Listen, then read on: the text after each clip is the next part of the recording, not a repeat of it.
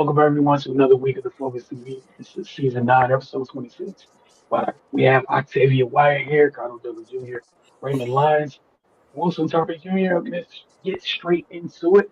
Ray, the Washington Mystics. Another week has passed since we last talked to everyone. Means more games have been played. What have they been up to? Yeah, they're hitting a little rough patch early. They're on a 2 game skid and they lost 3 of the last 4 after winning their season opener. In the last 2 games they've kind of been dominated by the other team. To be frank, yeah, man. As Cardell always says, the scout report's kind of catching up.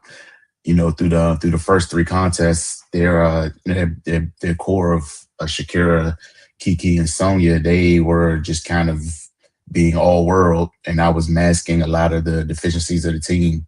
The last 2 games, teams have adjusted, and the Mystics haven't been able to counter that.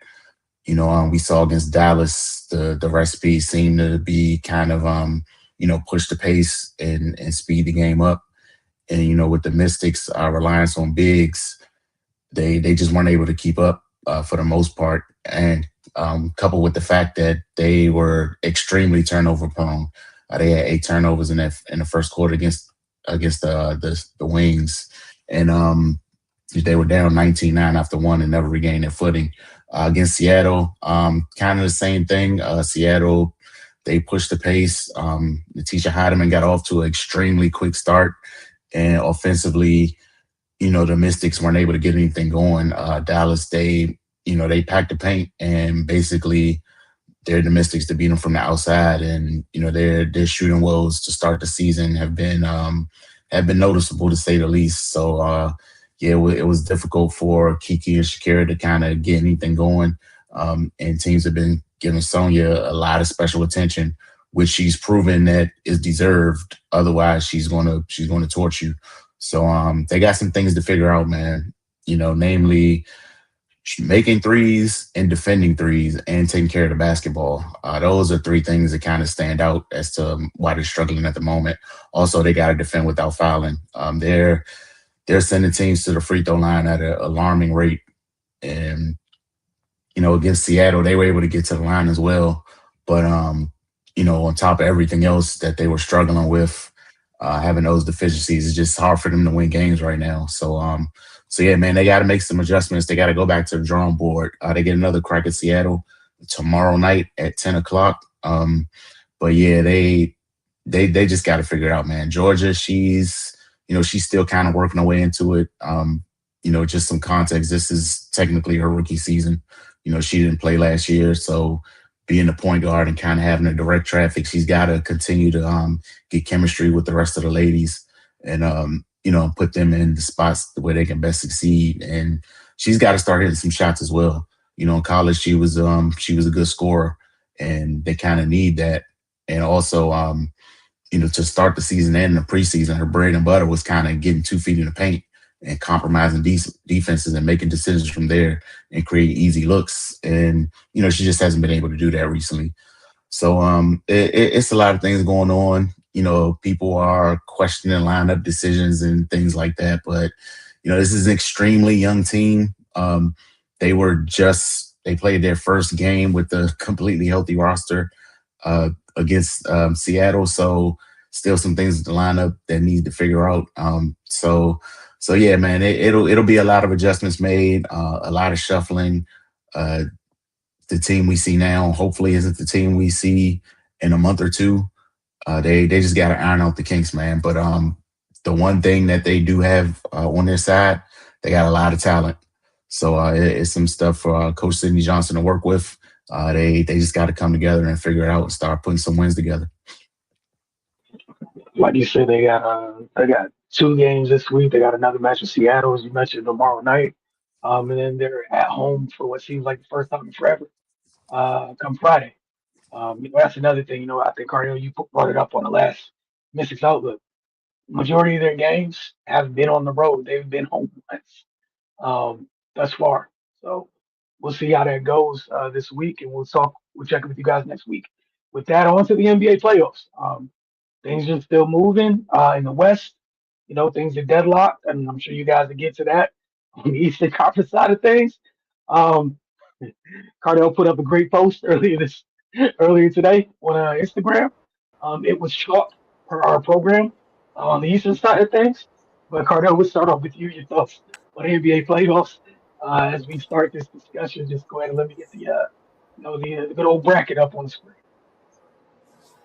Yeah, obviously we're gonna start on the Eastern Conference side. I'm sure the world knows, thanks to Knicks fans being very excited, and rightfully so, man. First finals appearance since '99. Salute to them. But yeah, and they swept the Cleveland Cavaliers in convincing fashion. Uh, just a thorough domination from when they battled back from being down in game one and overtook the league and never really were threatened ever again. I can't remember Eastern Conference Finals where it was disheartening to watch one team where they really just had no adjustments. No one really stepped up. There wasn't a threat at any point. It was just a thorough beating all the way through. And to get eliminated like that on your home court, where it's like the game was honestly over at halftime,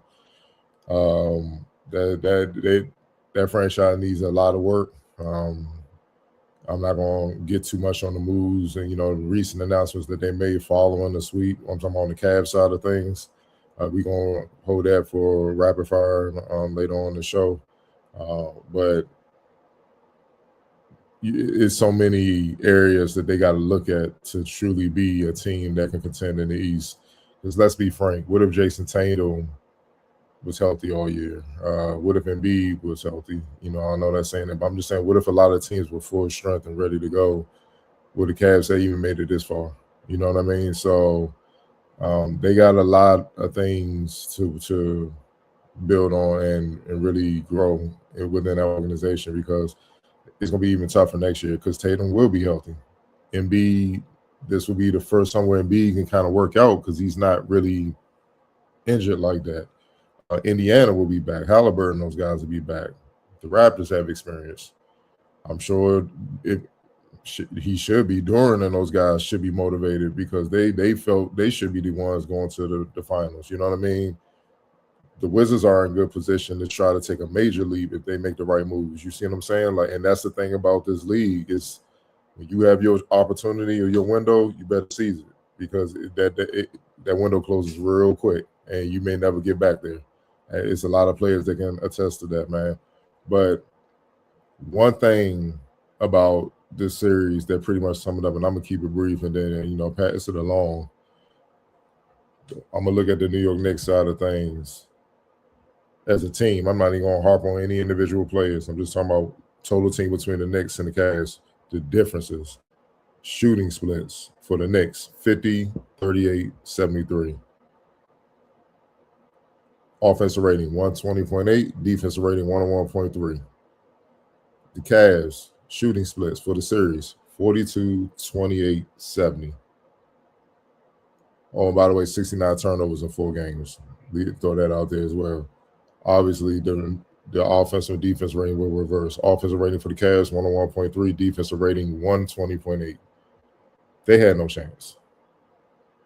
When I mean a thorough beating in every phase of the game, that's what I mean, man.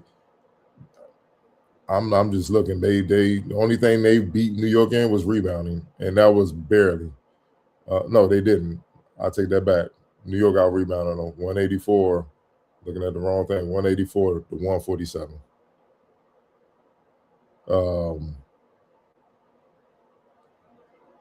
New York had 57 turnovers in the series. Nothing I can go to. There's nothing I could go to on the Cavs side. Be like, all right, that was a positive. Nothing. So that pretty much sums up how dominant New York is. Congrats to them. New York was going crazy, so this final should be electric. No matter who they play, OKC or the Spurs.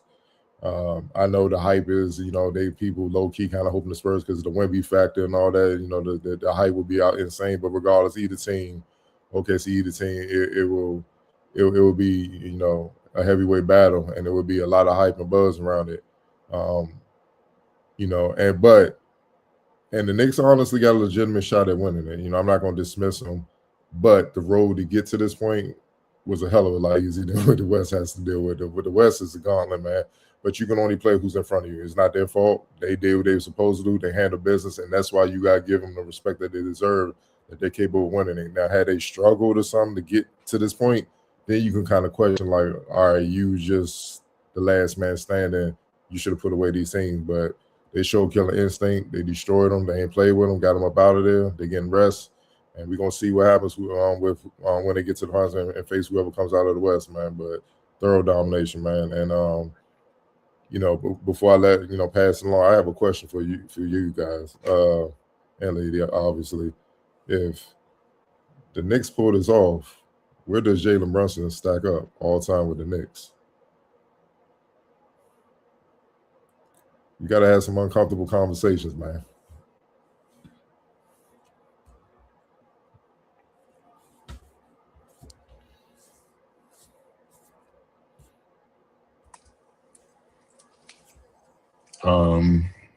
Yeah, I mean,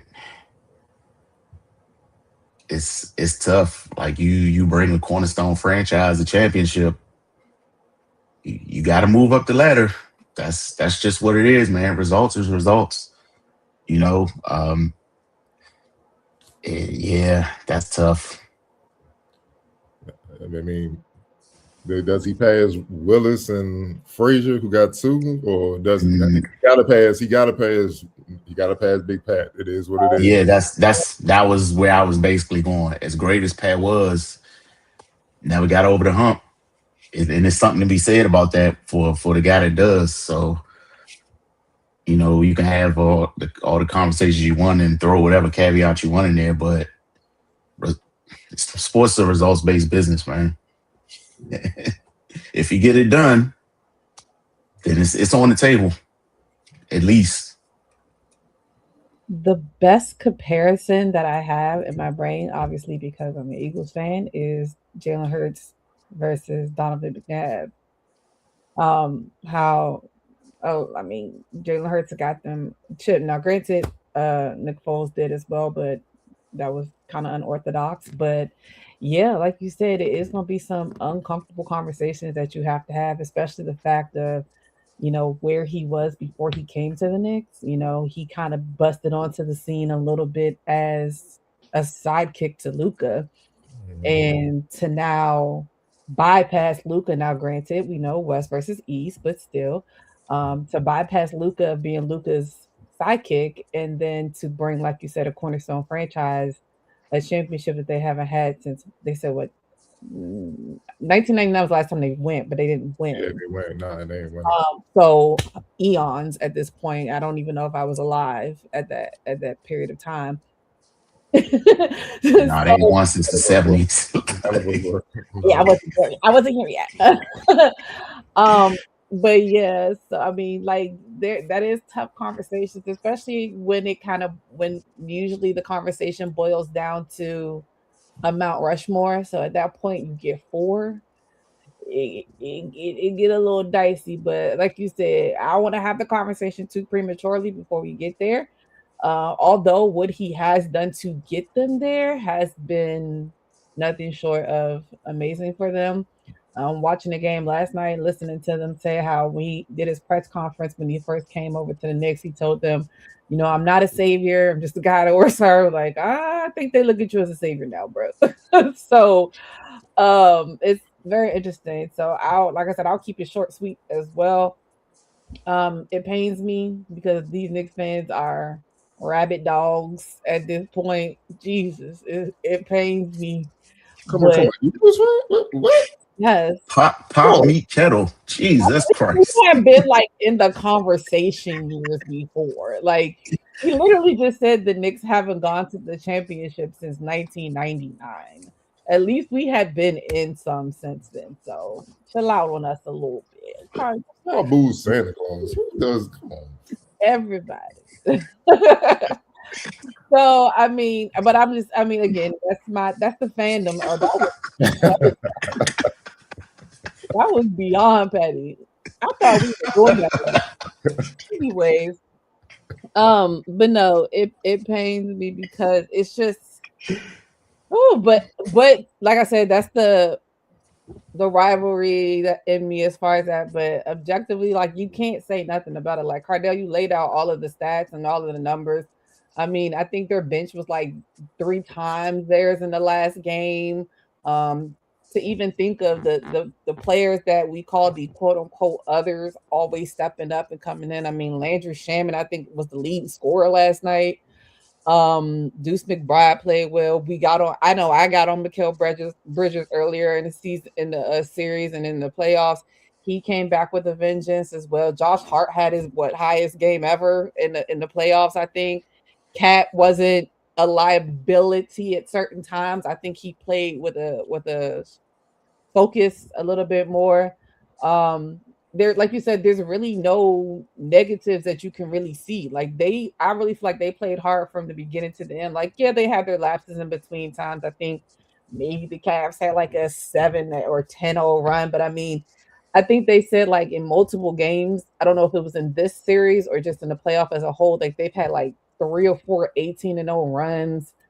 And I mean, like, just out of control. So like they are literally hitting their stride right at the perfect time for them. As much as we give kudos to Jalen Brunson, we have to give kudos to Mike Brown as well.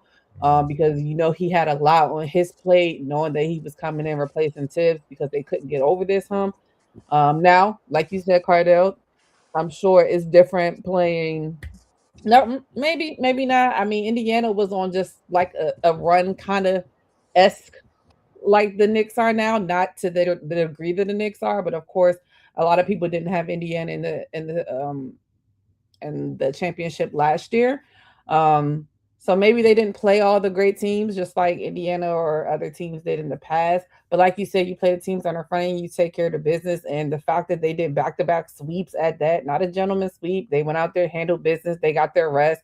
They're now resting again, getting ready to see this knockout drag down fight between the West with the Spurs and the Thunder.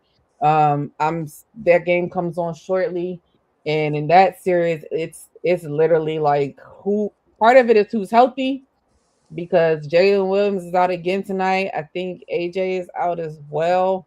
They got Jared McCain starting, so they got a little bit of a different lineup, even though Jared McCain has been playing well. And it seems like from all of the news and things that they've said over the last day or two, like Pop got an ASS in the last couple of games. And you can see the defense and intensity turn up. So I'm interested to see if that traveled with them back to OKC because we know how OKC fans are. We know how that atmosphere is, even though San Antonio's atmosphere is just as pressurized. But at this point, in that side, it's a toss up. Like I don't know who's gonna come out. It really depends on whose night it is. But right now, from what we've seen, just off of recency bias, of course, the Spurs are playing just top notch ball. But it's still gonna be a knockdown drag out fight. And then, like you said, whoever comes out of the West to play against the Knicks in the finals. It's going to be a barn burner. As much as it pains me to say, and I have a friend that's a Knicks fan, I just be bothering him all the time. And it's just like, it don't matter. Y'all still going to lose to the West. I just be saying it to get under his skin. Like you said, Carter, they have a good chance if they are able to duplicate what they've been doing these last 2 series, even the first series. I mean, I think they said they've only lost 2 games by 1 point or less than 5 points, something like that. But it's definitely going to be a test for them against whoever comes out of the OKC and San Antonio series. But it's also going to be a test for San Antonio or OKC when they play against the Knicks. So I'm just glad that we got good ball. I think that going into the playoffs, especially on the East side, you weren't really sure what was going to happen. A lot of people kind of jumped back on Boston's bandwagon because they played well towards the end. Detroit, I mean, we got Orlando Magic came through and made it a little bit interesting as well. But I think, honestly, the team that everybody thought had the potential to come out of the East is the team that did. Now, of course, they had their moments throughout the year, but I think they pulled it all together and they did what everybody expected them to do. On expectations, are things, but that doesn't mean they always happen. But I think that they finally at least got over that hump. So let's see if it goes with the normal, you got to get a heartbreak before you get the championship type thing. I don't know, but I think New York has endured a lot of heartbreak, so maybe it's their year. We don't know. But I just think it's glad that I'm just happy that we have good ball to watch moving forward. The rest of the Western Conference, and then whatever the finals are going to be, is going to be good ball. Real quick to hop on Octavia's point about the others. Landry Shamet shot 91% from deep in the series. I think he was 4 for 4 last night, if not 4 for 5, something like that. 11 of 12 from deep in the series. He shot 75, 91, 80 shooting splits. Landry Shamet, guys. All the I'm a wizard, by the way. Well, that ends our Wizards coverage for today. You know they're very sensitive over there. They definitely not gonna like that comment. But yeah, no more credentials for us. Cardell, before we pass it along, did you want to chime in on the Western Conference? Real quick. I know you talk next, but good catch. I mean, a dogfight. The injuries are starting to play a major role quietly. Both teams are so deep; they're covering up for it, but it's some key injuries. Like I know Jalen's going to try to give it a shot. According to the report, he's out. They ruled him out because they got McCain starting. Oh wow! So and AJ definitely out with that calf strain. That's a big blow, man. Because they're gonna need it at home. But this is more of a battle of illogical youth. Like I understand it's a big game, but I don't quite know what it is yet because it's our first time. We feel we can win. It's that type of delusional confidence that you have when you're young with somebody that's been there before but they're wounded, and that's gonna be the thing, man. We're gonna see about the adjustments. Last game, the Spurs adjusted. They didn't trap SGA out so high, kind of like in the backcourt by half court, where SGA could take his time and pick them apart, come off screens and find open shooters. And the Spurs guards and defenders, they so far out on the perimeter they couldn't possibly get back. And then OKC shooters bombed them. Jalen Williams, Caruso, and all those guys. You notice Caruso and Jalen Williams combined for like 3 points last game because they trapped SGA in once he crossed half court, and they stayed disciplined. They stayed in the gaps. They stayed in position enough where I can hedge out or I can trap and I can get back to my man. And then they switch. So if SGA did come off a screen and the main defender on them the prior defender got held up on them, they just switched it. And then that defender picked it because they basically all the same size. They could defend multiple positions. They just switched it, and it kept just SGA out in front, so the whole defense can see what he is, and it made things tough. And he couldn't really find open guys or whatever. And he had to make some tough shots, man. Now to his credit, he made a few, but it wasn't quite obviously close enough to get that win. So I'm eager to see what the Spurs adjustment will be to combat that, especially with no Jalen Williams. But they're back home. So, I mean, what OKC would do to combat that, but they're back home, and role players play better at home. They're going to shoot better, and they understand what it is, man. You know what I'm saying? Like, Series 2-2. You lose this one, you got to go back to San Antonio. That's tough. You don't want to get these young boys, they're already confident. You don't want to give them life. This a big, pivotal Game 5, and honestly, I'm looking at SGA, man. Even going back to the Lakers series, he kind of been pedestrian. Like, you the MVP. You gotta show him and play like it. Because you got a young bull on the other side feeling like that's mine, bro. They just gave it to you off of some, also when we just know him better-ish, man. You know what I'm saying? Not necessarily because you better than me. You know what I mean? And he coming for it. So, and it ain't just him. He got some hyenas with him, pack of hyenas with him, man. You got to keep the young boys up off you. So it's tough. It's tough. I really can't call it right now because the chess match that's also going on from the head coaches has been great. So at each game has been an adjustment that the other team couldn't figure out. It's been a knockout adjustment. So I'm eager to see which one comes with that knockout adjustment or if it's going to be back and forth, little adjustments. We just, this round is yours, this round is yours until it goes the distance, man. We're going to see. But regardless, I feel like if either one gets to the finals, because by the time, we have our next show, the finals will be set. I feel like if I'm the Knicks, honestly, I would rather play OKC because I feel like they match up better with them, and they're wounded with the depth and all that stuff like that, and they're not as big. That gives Town and Mr. Robinson an advantage, and they got big wings too, OG and Mikal Bridges and stuff like that, Landry. Then you got Josh Hart all under this. He's just a Swiss Army knife. I don't even like calling him a guard because he can play forward. He does it all. You know what I mean? So, and he's rugged. Like he a tough player. So he could play. He plays much bigger than what he is, man. So I feel like if I'm them, they will want to see them. Because if they see the Spurs, the only thing they got over them is experience, but they don't have no answer for that alien in the middle, man. Nobody does. And he can alter a lot of things. You know what I'm saying? Like all them little floaters that Jalen Brunson get when he be pumped, like he gonna get to him. And then on top of that, the Spurs got a bunch of guards to throw at Jalen. And now Carly Towns got to worry about that alien in the middle. Mr. Robinson's not really an offensive player. It gets tricky. You see what I'm saying? So, but either way, it'll be a good series, man. But I'm just saying the Spurs, outside the experience factor being in favor of the Knicks, present more of a matchup problem. And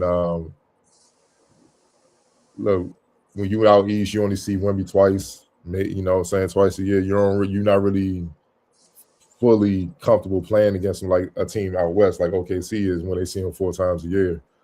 That's a different thing to prepare for, man.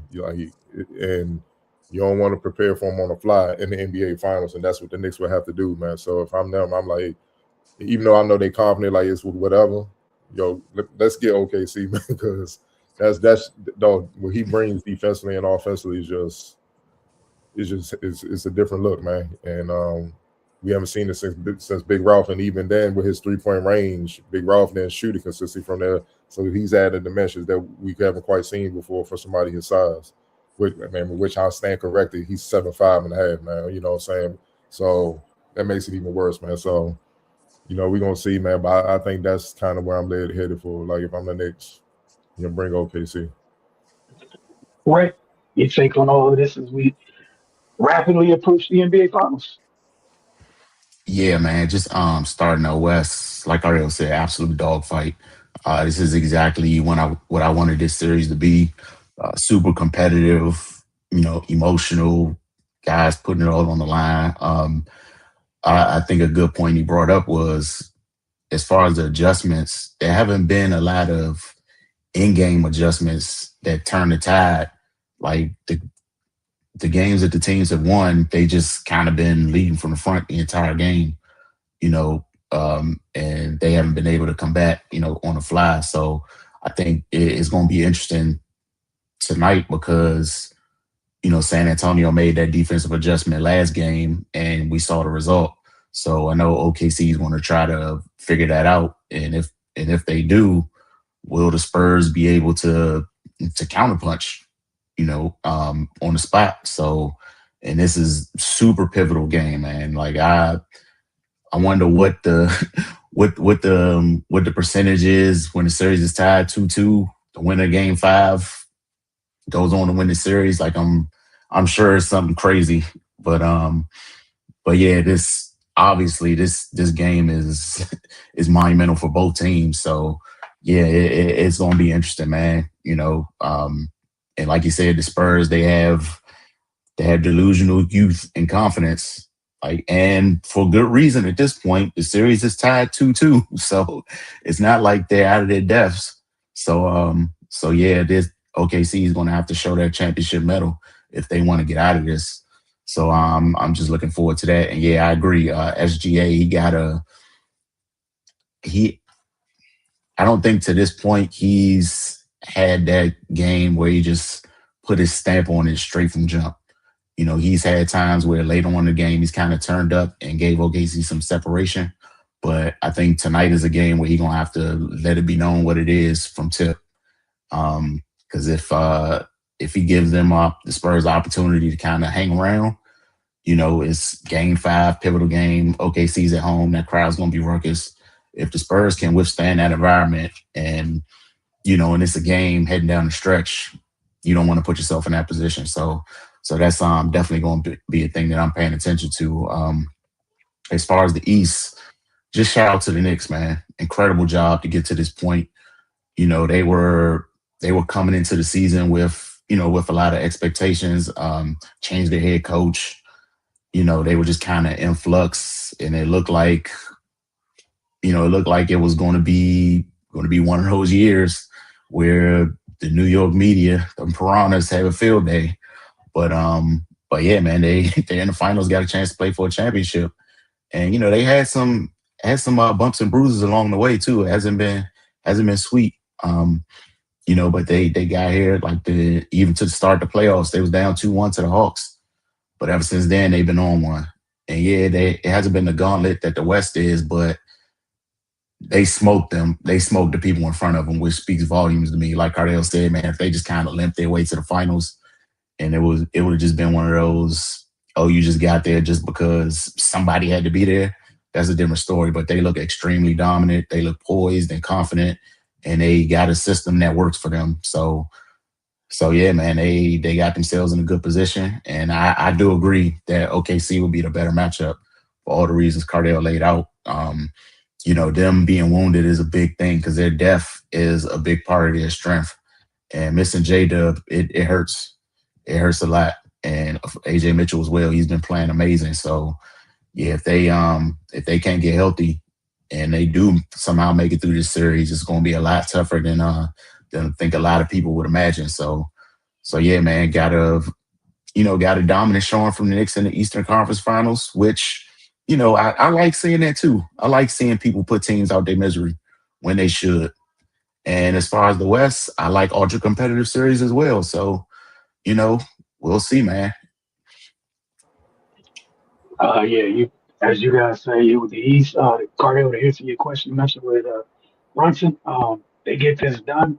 He shoots like it starts at third, in Nick's Lord, he goes right to Mhm. number 3, beyond the other two gentlemen that won those that were part of those championship teams in 1970 and 1973. So Yep. Brunson starts right after them, which puts you ahead of a lot of very, very, very good players. And for the Knicks, yeah, the past was the past, and you treated it like it. Um, we've been talking all year, we all felt the same way with the Cavs, how consistent they were and all that other stuff. And the Knicks treated them as such. They got an inconsistent team out of there, made them bend the knee, and they get the rest. Um, and wait to see who they're going to play. On the Western Conference side of things, like you guys been touching on, the depth is so tricky because yeah, it's huge for OKC, obviously, but I think specifically the two people that they lost hurt them a little more because of, they only have so many people that are that can also create for others, and themselves. And both of those players that they're missing are two of those guys. So that hurts a lot. Cardell, to your point, and I'm sure that played a role with those two guys not being there. Credit to the Spurs and Mitch Johnson, obviously. Like it was a huge change in game 4. Like you said, the waiting to trap Shea and having guys in the gaps and be able to get back and those shots when it got swung to the corner, it's a lot different. Like you said, there's an array of guys between 6'5" and 6'7" on the Spurs rotating out in a gap where they're a pass away. That's not a clean shot. It's just not a clean shot. Um, and I just want to give credit to what's it called on the Spurs. I know Harrison Barnes, has been spurring into action. Obviously, vets matter.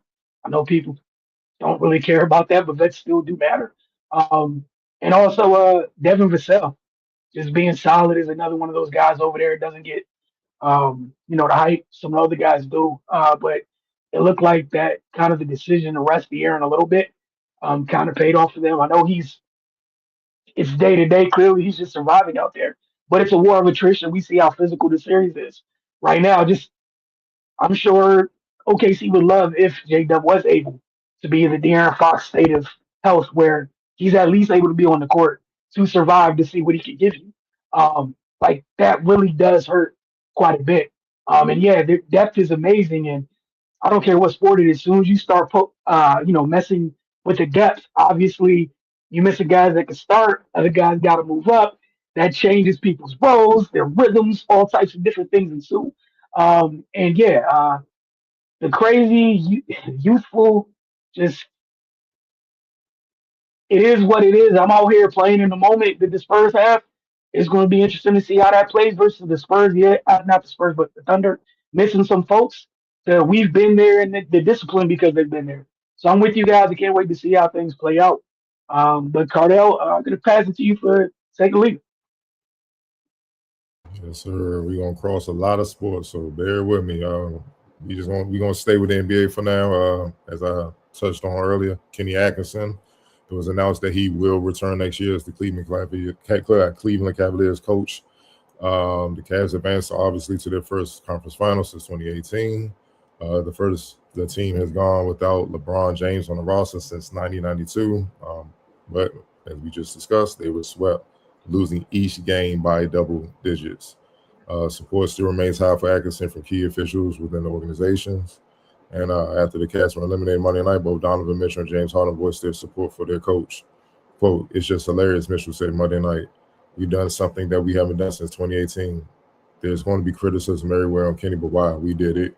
But we did it with Kenny. We didn't just go out there and coach ourselves." Quote, "I love Kenny. We love Kenny. We ride with Kenny. Ultimately, that's all that matters." Take it or leave it, bringing him back, or seeing what's out there in the coaching pool. Octavia, we're going to start with you. The only reason why I say take it is because I don't know who else is out there. I don't know how many more options they would have out there. And granted, he had some lapses. I think the game one when they were up by 20 some odd points in this past series and they weren't able to win. Like, it's always for me hard to differentiate between, was it just strictly coaching? Was it just the players? But just like the players got to take some blame and accountability in it, so do the coaches. I don't think he's done a terrible job. I think they've had some inconsistencies over the year. And then also I'm interested in just know how much control he has over roster construction. If he doesn't have that much control over roster construction, he's, doing what he can with what he has. But yeah, I think I would just take it off of the strength of, I don't know who else they have out there. They have progressed in that space, but I'm sure we'll get to it in another question. He's not really who I'm concerned about that's coming back. Okay. Ray, just put a list of coaches for y'all to look at. Just on them out there. So, Ray, on you. Take it or leave it. Keep them, or should they looking at the coaches? I want to leave it. Looking at the list. Because it's the second to last one. I want him to get a chance so bad. And that would be interesting. So I changed my mind. I'm leaving it. On the one hand, this is only his second year. They made the conference finals, but they didn't play in the conference finals. They was just there. But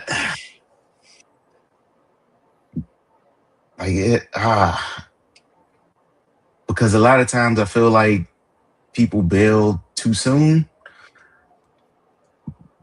But on the other hand, there have been coaches that have been in this position and they've definitely been let go. So I'm gonna leave it, man. The roster is what it is. We've seen what this team has been able to do. They were the 1 seed last year and flamed out in the playoffs. They were the 2 seed this year. They got to the Eastern Conference Finals, but they lost in embarrassing fashion. You have James Harden on your team.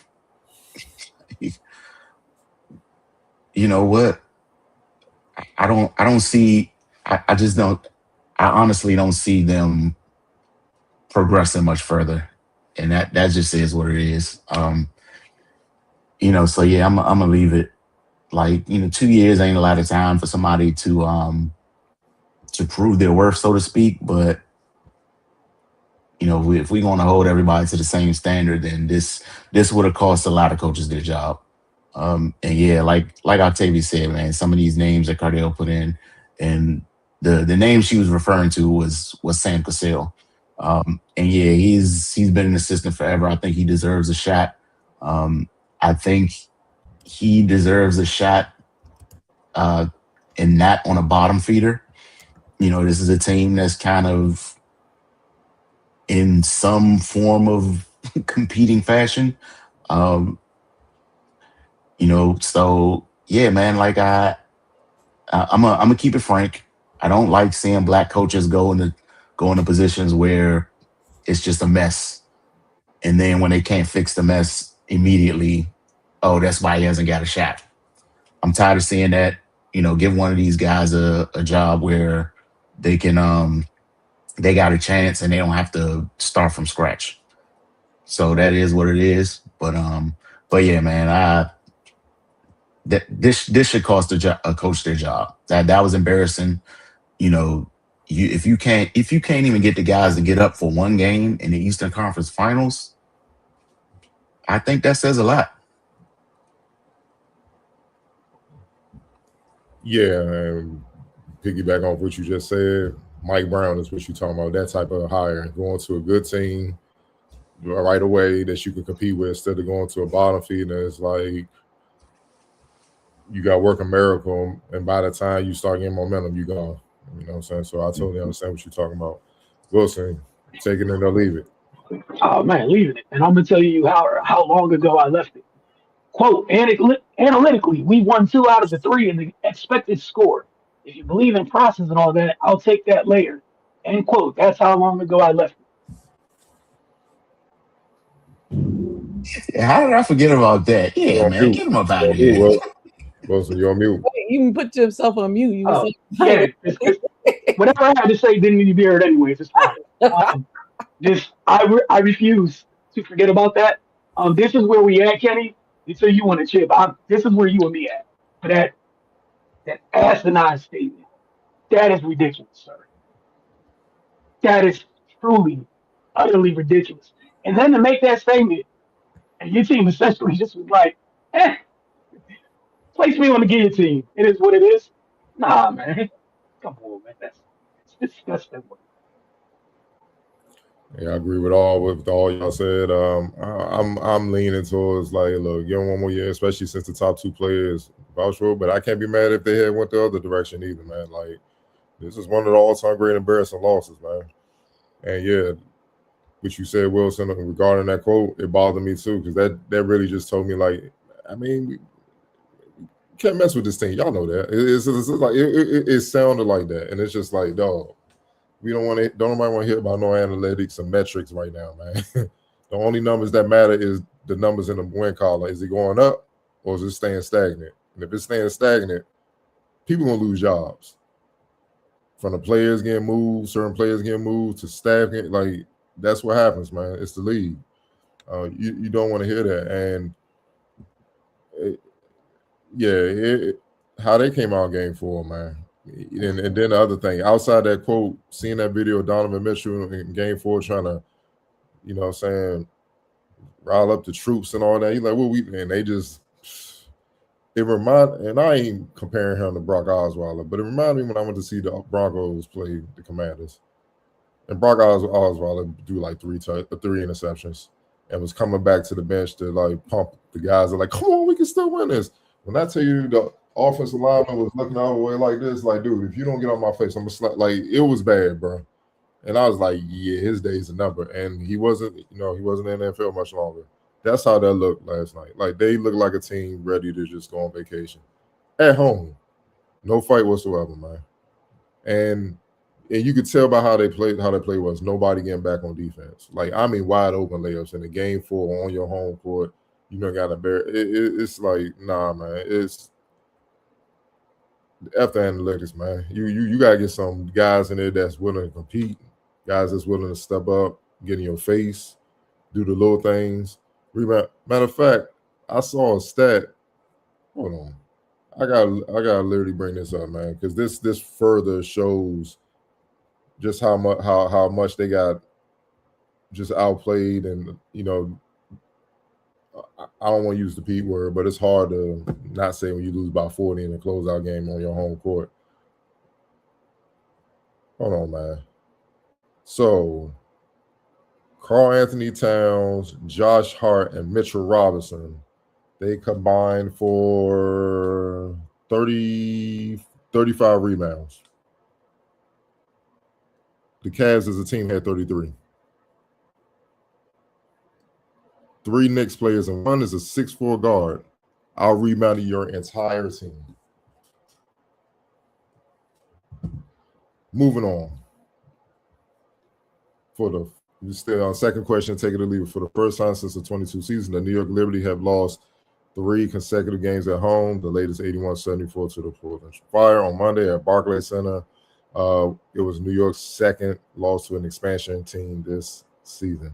New York star Breanna Stewart predicted in the preseason that there will be an adjustment period for the Liberty under new coach Chris DeMarco, but obviously this 3-4 start probably wasn't expected. Quote, no, definitely not, said Stewart, who led New York with 25 points, but it's a learning experience for everyone. My message to the players in the locker room is like, nobody expected this, not to say we thought it was going to be easy, because we definitely didn't, but it's going to take time. There's going to be highs and lows. While it seems we're in the lows right now, eventually we'll get to a place where everybody's really confident and comfortable with what's going on. I'm happy it's happening early in the season and not late. Monday was already the third time that Liberty had played Portland, which ended the WNBA this season along with the Toronto Tempo. The Liberty and the Fire split their meetings in Portland on May 12th and 14th. This past week, New York Sado Sabali sis and Sabrina Ionescu left foot made their season debuts. After injuries, Sabali returned to Thursday's 87-70 loss to Golden State, and Ionescu came back in Sunday's 91-76 loss to Dallas. Monday, though, Ionescu was out again, and Sabali left the game because of an illness, playing just 4 minutes. The Liberty have been trying to find a rhythm despite the various absences. That includes for Leonie Fibic, who started 37 games last season and 15 during New York's 2024 WNBA championship season. She recently returned from playing overseas, but has yet to suit up for the Liberty, man. Take it or leave it that this just a early season slide, or is this something more serious that the Liberty should be concerned about? Ray, we're gonna start with you. I'm gonna take it that they just hitting some speed bumps right now. And given Stewie's comments, like that was the politically correct version. I know she had harsher words for them behind the scenes because she expects more, as they should. This is one of the teams that that frankly people are considering to be one of the contending teams. And yeah, they have been wounded early and missing some players, but they still, I feel like, and I'm sure they do, they shouldn't be 3-4 even with the talent that they have, even considering the injuries. But I think obviously they're going to be getting a lot of talent back with Sabrina Satu and Leonie Fibic, and when they kind of get back in their rhythm, then we seen what New York is capable of at full strength. And yeah, a new coach kind of changes things, but they got a lot of veteran players and a lot of talented players. So it would extremely shock me if they're not one of the best teams in the league by the end of the season. So yeah, I'm just going to say this is just some some early hiccups that they'll work through. All right, Wilson, you taking it or leaving it? Yeah, I'll take it. It's early on. After last year, continues to have, if you have one of those, players in the upper echelon of the W, somebody showed us last year, it's wrong to put people, to write those obituaries a little too early for teams. And I don't think, it's still so early. Like we saw what the Aces came back from when Asia turned it on to something crazy. And they're not even at that point yet. You know what I'm saying? Like the Aces were worse off later in the season. Before she was like, oh nah, not like this, and then now not like this turned into, oh, it's us again. Um, I think one of the things is that is been sticking to my mind throughout the Liberty's early season struggles is one, we know what, Satu Sabali is a good player in this league. She hasn't been here. Phoenix has been an important player to them. She's yet to play too. I know she was overseas trying to get, in shape or whatnot. I think reconditioning why she hasn't played. But I would say I'm interested to see what they look like at full strength, which especially with what a couple of their youngsters have done through this early stretch, struggling. Which I'm sure if they were healthy to start the year, we wouldn't have seen Paula Astier play any minutes, or definitely not as many minutes to this point. So I'm interested to see what it looks like when everything's in the place it's supposed to be in, and some of the players that are getting minutes that they probably wouldn't have got if under different circumstances. What it looks like later, but yeah, for me, it's just far too early to discount them, especially off of what the Aces did last year, and you got Stewie and JJ over there. I need a little bit more bad before I'm ready to just jump off, to bury them. Octavia. Yeah, I'm gonna take it as well. I agree with everything you guys have said so far. I think it's a little early, and I do think that the off-season things that happen for the league also push back, you know, chemistry and all the times that they would have had. Everything on the off-season was so compact. You add that to the fact that you got a brand new star and Sabali. Sabrina Ionescu didn't play at the beginning of the year. You got a brand new coach. And I mean, the caliber of players that they have, I think they have 4 all-stars in their starting 5 at least, if not more. I can't think of who's the 5th right now. But yeah, I would foresee them getting it together. I think we're a month in, 7 games in. They got 35, 33, something like that left. I think if it continues, yes, I think the only pause for cause is the fact that they are expansion teams as well. So these teams are also not teams that have good chemistry, and they are able to figure it out for them. And then, granted, I think Dallas is playing really well, and Dallas really put it on them this past weekend as well. But yeah, I think it's early enough in the season. I would like to see it at full strength, everybody healthy. Sabali probably still really getting accustomed to how her teammates play with her. I know it doesn't usually take too long because they're all professionals. But I do think there's a little bit to say about them and their chemistry and getting everything together, especially with a new coach as well, and what I'm assuming is a new system for all of them. So I give them the benefit of the doubt as well. Pretty much any sports or media personality or analyst or reporter that you hear in the WNBA pretty much have the Liberty as being favored to win. I think I saw a stat I think it was the Knicks and the Cavs series that both of the New York teams were favored to win the championships, or what they're not favored to win the championships, or what their the over under was for them. So like seeing how much of a chance that everybody thinks that they have, and pretty much everybody has kind of have them locked in to a certain degree, but of course we're not overlooking the Aces and what they're doing as well. But yeah, I would take it as an early season Bulls. So I would like to see when they get fully healthy and kind of get some more chemistry and some time under their belt. Yeah, like I said, I'm taking it as well. Middle of June, middle to end of June, man. Giving all these teams some time. Then we'll see what it is. At that point, you gotta start calling a spade a spade. Moving on to the NFL side of things. A quiet, but to me, big time story broke. 3 years after filing the suit, former Miami Dolphins head coach Brian Flores secured a major legal victory Tuesday when the U.S. Supreme Court declined to block his racial discrimination case against the NFL, setting the stage for a full trial. The league has sought to force the matter into private arbitration, bypassing the federal court system in New York. Lower courts had already ruled in the plaintiff's favor on that question, and the justices left those rulings intact. Justice Brett Kavanaugh was the lone dissenter. Flores, who was black, originally filed suit in February 2022 alongside fellow black coaches Steve Wilkes and Ray Horton, charging the NFL with discriminatory hiring practices toward black head coaches. His attorneys responded directly to the league's failed arbitration push. Quote, the NFL must now accept that its commissioner cannot be the arbitrator over discrimination claims against the league and its teams, said Gottlieb and Wigder. We look forward to litigating these claims in court. The NFL acknowledged the ruling while signaling it would mount a vigorous defense, stating it was, quote, fully prepared to defend ourselves as this matter proceeds. Flores, currently the Minnesota Vikings defensive coordinator, was dismissed by Miami after compiling a 24-25 record across 3 seasons. His lawsuits targets the Denver Broncos, New York Giants, and Houston Texans in addition to the league.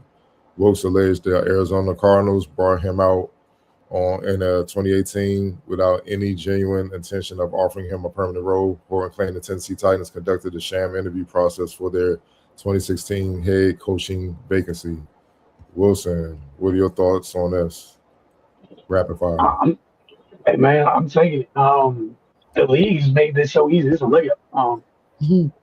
Yeah, they shouldn't.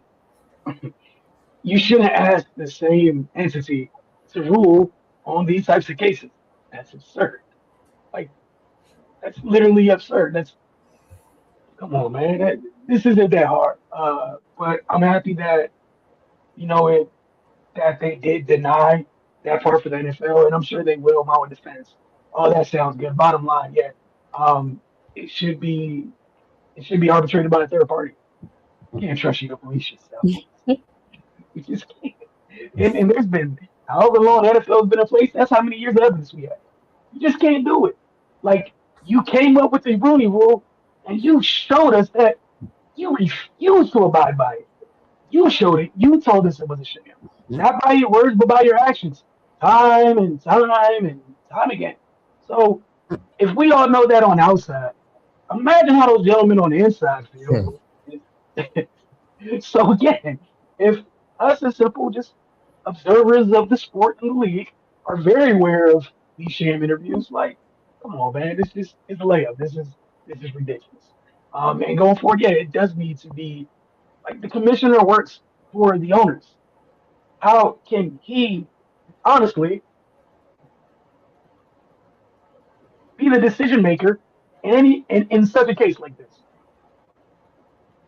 Like, come on, man, it's crazy. Xavier.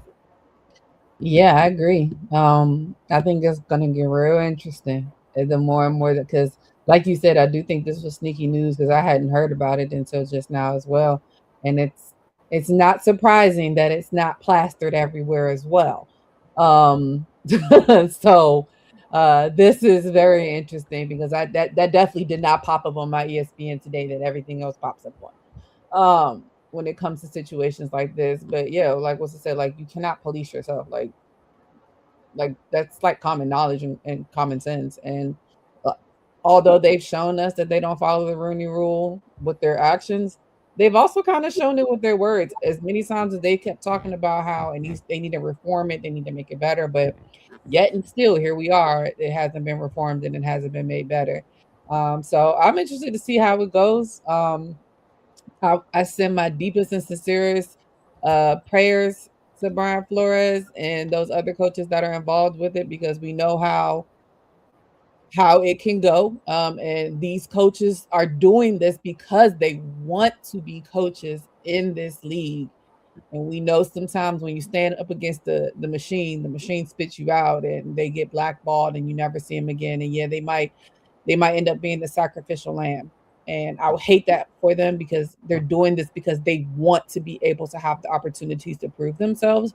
And it's sad that they have to go through these lengths and these trials and tribulations in order to get a fair opportunity.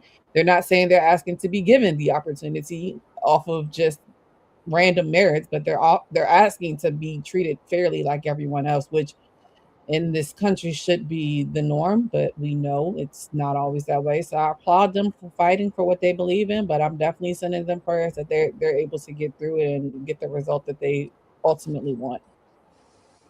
Sure. If I'm Flores, I'm fearless in fighting. They already try to get me about it, and Mike Tomlin had to give him another chance, right? So, man, what is there to fear? You already did it. You know what I'm saying? I'm still here. So, and also I think it's big because for future coaches, so they won't have to go through what they've been through.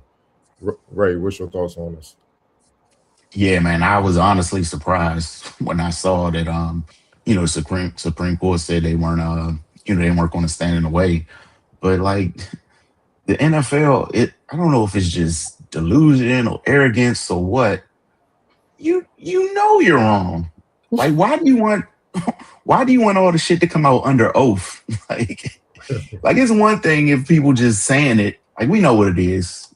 Like that's one thing, but to go through legal proceedings where it's laid out in the court of law, like just why don't you just avoid all this and just do the right thing? But that would be too much like right. But yeah, man, I'm glad that they have opportunity to to present their case. Like Wilson said, there's 75 years of evidence at this point. Like I don't know what kind of defense they think they're going to mount, but here we are. Yeah, now I'll definitely be paying close attention to see how this proceeds. But they can always just kind of head this off at the pass. But yeah, that whole the commissioner being the arbitrator thing, like we've investigated ourselves and we don't think we did anything wrong. Well, of course you don't. But yeah, man, no, this was big for those guys, and yeah, like you said, Cardell, like they're here now. Might as well see it through. But yeah, it's going to be interesting to see how this plays out. Yeah, just my 2 cents on it. I'm happy that it's going this far. So open Pandora's box because now I think a lot of other minority coaches going to stick their chests out as well because they're like, oh, like, this is real. Okay, let me, you know what I'm saying? They're going to get even more brave because it's just not right. The thing that always, when it comes to the NFL and then some cases like the NBA and all that other stuff, it's like, what are the powers to be? What are y'all afraid of having black leadership? We dominate all sports, so you don't think intelligence is involved with that? Y'all just think it's just some physical stature that makes all this go? It got to be some intelligence. So we can't teach some young players that same knowledge. Oh, they don't think that. Like what? Like don't y'all? It's 2026, man. Like it got to be tiring being racist as hell, man. God damn. You don't get tired. You tired to carry that energy, dog. Like don't get tired, bro. Go sit your ass down, man. Relax, dog. Like, dog, y'all ain't got nothing better to do, bro. Just make life miserable, man. And like Flores and these guys, they play the game like a lifetime of work. And then y'all go hire somebody that just because they look like you and y'all can, joke about activities like a certain coach out in New England that y'all partake in, man. But we ain't gonna keep it there. You see, I ain't even gonna go all the way in detail about it. That's what they do. They it's like a good old boys club, man. Like it makes no sense. So you gotta think about what's going on. He has to take the NFL to court to work a job that he's qualified to work, that he spent a lifetime building towards. And all he wanted is a legit shot. And like, it makes no sense, man. It really doesn't. Like, I'm tired. Like, I'm not tired of facing racism and having to do what you got to do to beat it. I'm just tired of hearing about racism. Like, dog, don't y'all get tired of being an evil prick? Like what Hit Boy say on Nas album, y'all too be proud to do the devil's work, man. Like, that's really what this is about, man. And yes, the arrogance to be like, yeah, we gonna arbitrate ourselves, huh? Man, I'd rather just say we ain't got the job. Let's keep it moving. I ain't about to come in this damn hearing and waste time and stuff like that just for you to tell me that nothing's gonna happen when I already knew nothing was gonna happen. Now when we go to court, we can try to find out. My only other fear is big money behind the scenes, making certain things go a certain way that we all know can go. But the fact that it's heading to Supreme Court gives me a little optimism. But we're gonna see how it plays out, man. The fact that it went this far shows something is going on. But it's just tiring, man. It's ridiculous, man. And like it's tough to get hired on in the NBA side of things. NFL, it's damn near impossible. That's why I always rooted for Mike Tomlin, man. I'm like, but just stay, man. But you could just tell he probably tired of the BS, and he actually has an ownership that actually advocates for people like him, like us. So yeah, I hope they come out with victorious, honestly. Yeah, it needs to change, and the policing itself is crazy. Also, like the thing with the Flores is, I know some people might bring up the Miami head coaching job. Like that's great and that's wonderful. There's so many trash coaches, that have had multiple stints and never gotten better at anything. And just for example, I mean, I'm not trying to knock this person off. Kudos to Mike McDonald for the job he's done with Seattle. But one of the things I don't know if people were very aware with, his role and how quick he got there was he was a college defensive coordinator.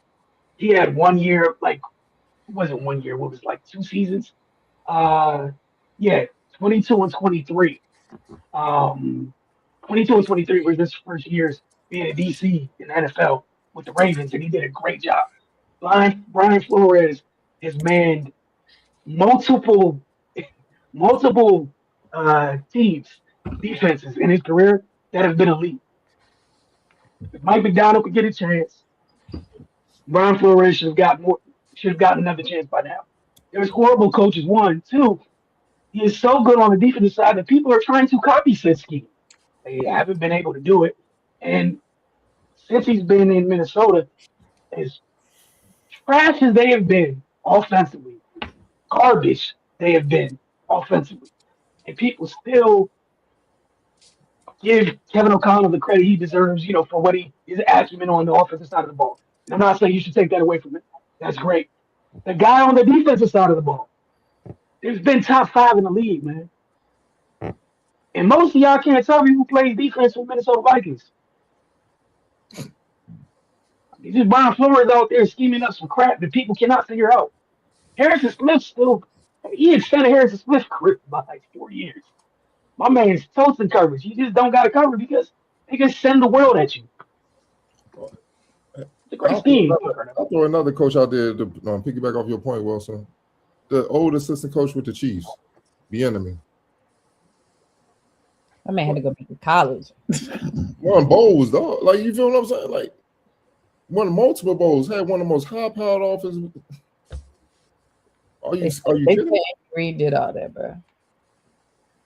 It's never the brother. It's always the other one. Yeah. Come on, man. And you got the rare cases where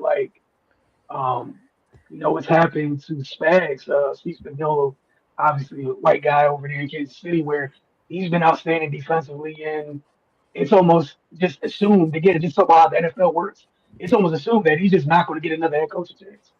But we got retreads on the offensive side, people who are copying other people's offenses that are bad at copy and pasting, and they get multiple chances. Like, it literally doesn't make sense, man. The Falcons just got rid of Raheem Morris for Kevin Stefanski. Like, make it make sense. For personal reasons, I'm very happy that Raheem Morris is where he's at, but he shouldn't be. That's absurd, man. Like, you was over there with an all-world defense and your special teams offense, and you couldn't get offense to work.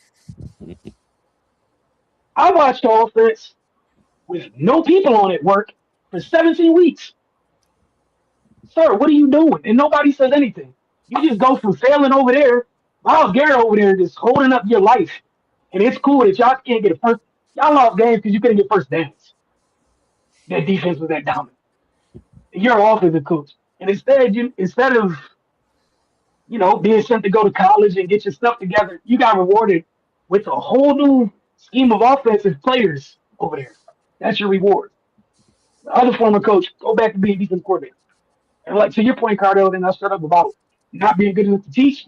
Yeah, obviously, it's okay to teach as a coordinator, just not with the whistle and the clipboard. But you be a coordinator. You be everybody's coordinator. So much You can money. teach the game as much as you want on that level, just not in the big chair, which is stupid. But you know, I gotta love the NFL for what it is. Hopefully, something changes, but we'll see. We appreciate you guys. Those we check in with you guys next week.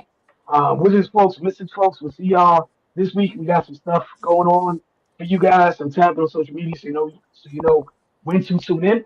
And we'll see you guys then.